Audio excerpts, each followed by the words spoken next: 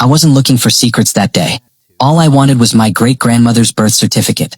But in the basement of the old St. Landry courthouse, under dust so thick it looked like ash, I found a metal trunk with my family name carved into the lid.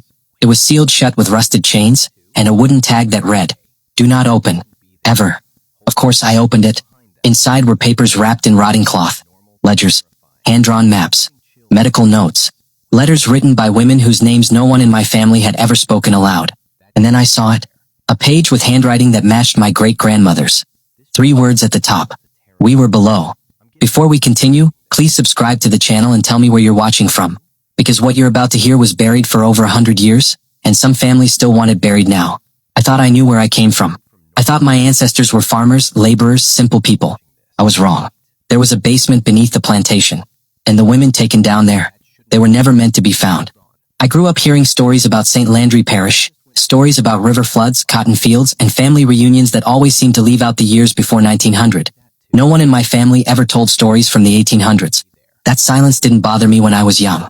But when I got older, polite silence started to feel a lot like hiding.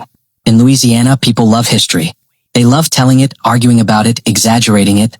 But there was one plantation, one patch of land on the edge of Opelousas, that no one mentioned. Not even once. I first noticed it during a genealogy project in college. Every plantation around it had documents, tax records, ledgers, family trees, census files. But this single property simply appeared in 1830 and vanished from official history after 1865, as if swallowed by the earth. A blank space on every map. A missing chapter in every book. A silence too perfect to be accidental. The locals had a name for it. Belle Noire. The Black Beauty. Or, as one old man told me at a gas station, "Don't ask about that place, Cher. Ain't nothing there but ghosts." I laughed then. I don't laugh now. My investigation started with something small. Birth records. I had been searching for my great-grandmother Marie's birthplace. Family stories said she was born on a farm outside Opelousas, but every document I found contradicted the last. One record said private property. Another said no official residence. A third simply said restricted. Restricted? For a birth record from 1838? That made no sense. The deeper I searched, the stranger it got. Entire ledgers from the parish courthouse were missing between 1830 and 1849. Some pages were torn out.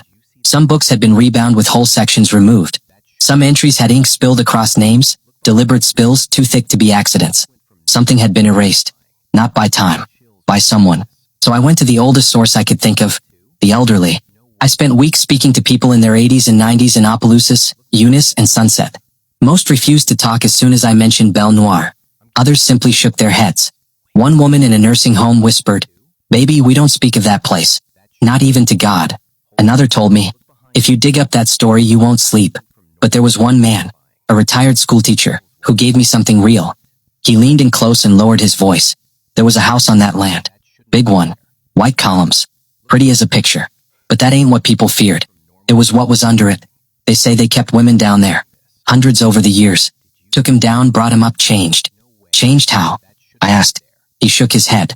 No one ever saw. They only heard.